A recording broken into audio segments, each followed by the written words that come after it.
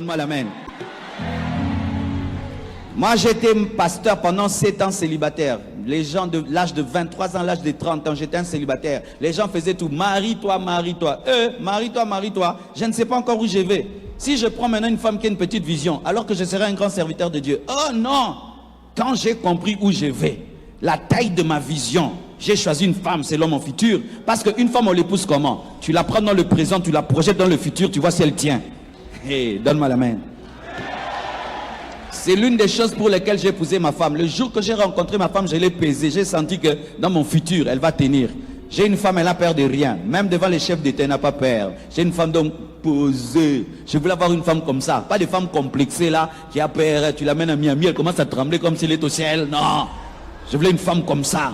Une femme qui, dans l'élévation, ne va pas avoir le vertige, qui ne va pas me donner l'orgueil ou me rendre cupide. Comme là aujourd'hui, elle m'a donné des conseils et des prophéties. Ma femme m'a prophétisé mon futur aujourd'hui. Vous imaginez ça? Et elle a commencé ça depuis qu'on était célibataire. Hein. C'est l'une des choses pour lesquelles je l'ai épousée. Parce que moi, ma femme, je l'ai vue en physiquement, mais je n'ai pas eu le courage de la draguer physiquement. Je l'ai draguée au téléphone. Elle a accepté au téléphone. Après, on s'est vu en live. Et j'ai dû confirmer. Donne-moi la main, je vais te parler. Mais c'est très difficile, vous savez, de draguer une femme au téléphone. Parce qu'au téléphone, on est très courageux. On dit tout parce qu'on ne voit pas l'autre. Mais le jour qu'elle est venue maintenant me voir, je dis, mon Dieu, elle est longue comme ça. Quelle hauteur. J'ai dit, tu es un homme, Marcelo, tu vas finir ce que tu as commencé. Et je dis, je confirme tout ce que j'ai dit au téléphone. Alléluia. Et alors, mes frères et sœurs, l'une des choses qui m'avait poussé à épouser ma femme, c'est vrai, j'ai épousé une femme canon, hein. J'ai une femme canon. J'ai une femme très belle. Au point où les jours quand je l'ai choisie, toute l'église a dit non, pasteur, tu as choisi dans la chair.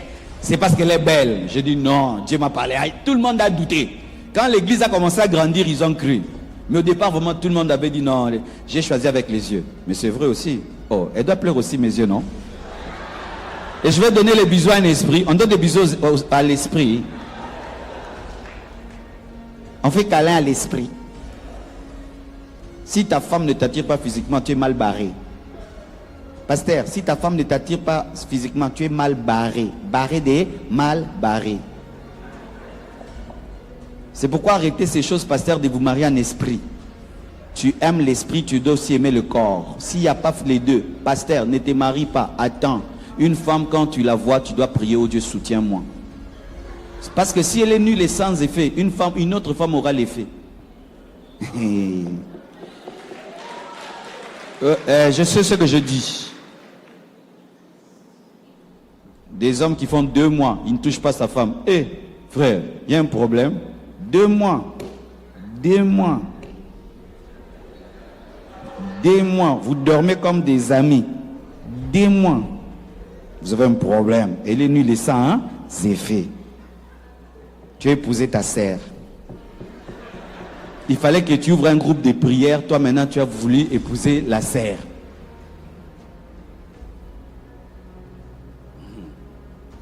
Et voici la chose qui m'a poussé à l'épouser. J'ai été invité dans un voyage missionnaire au début de mon ministère. Le pasteur là qui m'invite m'a mal reçu. Je suis même tombé malade. J'ai attrapé une malaria sévère. J'ai failli mourir. Et puis Dieu m'a guéri. Et puis j'ai dit non, je rentre. Ce voyage missionnaire est gâté. J'ai échoué, je rentre. Elle était ma fiancée. Je l'avais draguée au téléphone. Notre amour c'était téléphonique. Et tu vois, quand l'amour est téléphonique, tu as envie de voir l'autre en live. Et j'ai dit non, j'arrête ce voyage et je rentre comme ça on se voit. Elle me dit non, tu ne rentres pas. Tu restes là-bas. Parce que si tu reviens, si tu es un échec, tu restes là-bas jusqu'à ce que ce voyage-là va réussir. Ton Dieu est avec toi. Bats-toi, prie. Une porte va s'ouvrir. Et je dis, vraiment. Toi, tu parles déjà comme une maman pasteur, comme ça, je ne t'ai pas encore épousé. J'ai dit, oh. Parce que ma femme, quand je l'ai rencontrée, quand tu la voyais physiquement, elle a tout pour que tu dises qu'elle n'est pas spirituelle. Parce que souvent, nous pensons aussi que la beauté rend charnelle. Mais est-ce que c'est le diable qui a créé les belles femmes? Vous aussi. Hein? Donc, Satan a créé les femmes. Non, il n'y a pas de femmes laides, hein, mais les femmes normales. C'est Dieu qui crée les femmes normales, mais les femmes canon, ça c'est Jézabel, c'est Satan. Non! Rebecca était belle, Sarah était belle. Alléluia! Ève était belle. C'était la femme la plus belle du monde, créée par Dieu, sans défaut. Alors les hommes de Dieu, des fois, Dieu te donne une belle femme. Comme femme, tu refuses. Comme certains là, vous êtes des fiancés. Ta femme est tellement belle, tu as peur. Elle va tuer l'église. Elle va tirer les gens. Ce serait un panneau publicitaire de Jésus.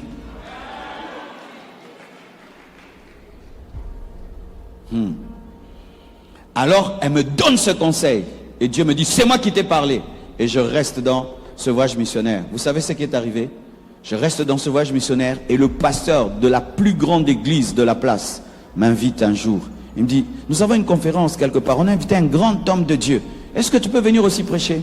Ah, j'ai dit, vraiment le voyage est gâté là. Pas de problème, je viens.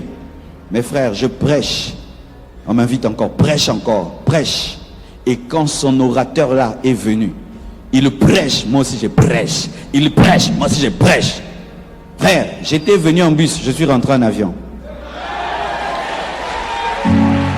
Depuis ce jour-là, le coin là, Dieu me l'a donné. Quand j'allais là-bas, l'église explosait. Qui m'a donné le conseil? Ma femme. J'ai compris en elle qu'avec elle, on irait loin. Alléluia. Écoutez ceci. Tu dois aimer ta femme. Et tu ne dois jamais la tromper. Jamais la tromper.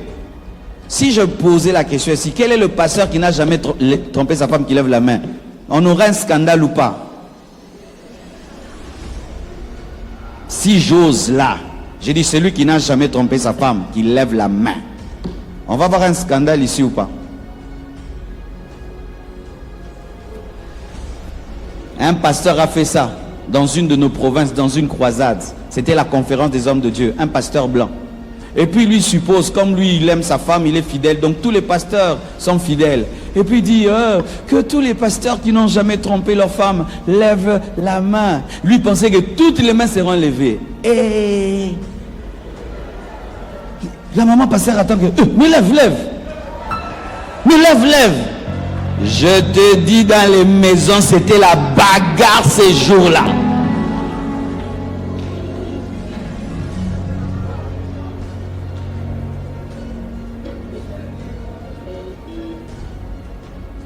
Mais sachez ceci, cher papa, lorsque vous trompez vos femmes et vous allez dans des hôtels avec d'autres femmes, vous vous cachez, mais vous cachez devant qui? Vous cachez devant vos femmes, mais le Dieu invisible vous voit. Et même celui qui vous a donné la clé de l'hôtel vous connaît. Parce que le problème souvent aussi, les pasteurs, vous oubliez que vous êtes connus. Mais on fait semblant de ne pas vous connaître en vous donnant les clés. Mais tu ne sais pas discipliner ta sexualité, tu vas diriger une église comment? Tu ne sais pas diriger ta sexualité, discipliner ta sexualité. Comment tu vas diriger l'église? Comment Dieu va te donner une grande église? Il ne peut pas te donner une grande église. Pour ceux qui ne savent pas, une grande église attire des très belles femmes. Aujourd'hui à la Compassion, il y a des femmes très belles. Ça ne me fait rien du tout. Pourquoi? Dieu a tué en moi l'adultère et l'impudicité. Quand je vois ces belles filles, je vois en elles Choukrani et Chifra. Je vois mes enfants, mes filles. Et je vous assure, au point où même des fois, certaines filles quand elles sont dans mon bureau, les protocolaires tremblent. Regardez la fille là qui est entrée dans le bureau. Je dis, tu trembles pourquoi? Tu vois, les impudiques pensent que tout le monde est impudique. Parce que lui-même le protocole, quand il voit la fille là, il dit, il lui-même tremble. Maintenant il pense que le pasteur va trembler. Non! Dieu a tué ça en moi. Ce sont mes enfants, ce sont mes filles. Ne cherche jamais une grande église. Si tu es impudique, ce sera ta mort. Parce que les belles femmes sont attirées par les grandes églises. Elles aiment aller là où il y a du monde. Et tu seras leur pasteur. Et si tu as l'impudicité en toi, tu tomberas et retomberas et tu ramperas.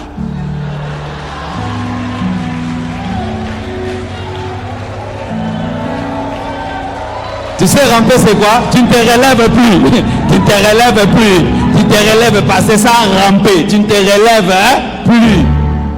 Tu demandes pardon mais en bas.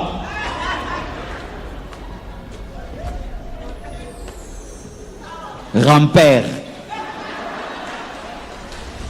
Tu es devenu un serpent. Tu vis par terre. Pardon Seigneur mais par terre. Pardon Seigneur mais par terre. Pardon Seigneur mais par terre. Comment tu aurais une grande église? Jésus a dit, le prince de ce monde vient, mais il n'y a rien de lui en moi. Quand les démons attaquent ton ministère, ils regardent, tu as la pudicité, l'adultère, ils vont te détruire ton ministère. Moi j'ai dit à l'église, une sœur, tu entres dans mon bureau, tu me tentes, je te tape. Ouais, c'est connu dans toute l'église, c'est la devise. Tu entres dans le bureau, tu tentes le pasteur, il te tape. Si on voit une sœur sortir en pleurant, on sait qu'elle a tenté le pasteur l'a tapé. Ouais, c'est connu.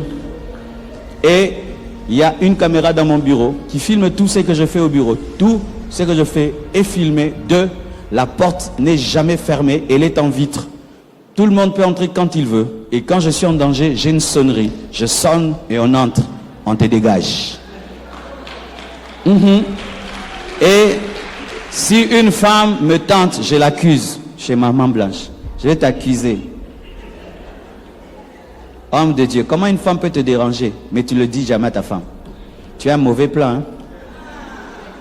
Un homme sérieux, quand une femme dérange, il dit, regarde-moi cette fille, elle m'appelle à cette heure-ci, prends le téléphone, réponds-la. Quiconque a osé, j'ai signalé à Maman Blanche, cette sœur-là ne vient pas prier, elle vient me faire tomber. Prends-la en charge. Quand tu me cherches, Maman Blanche vient. Oui, ma fille, qu'est-ce que tu veux? Donne-moi la main.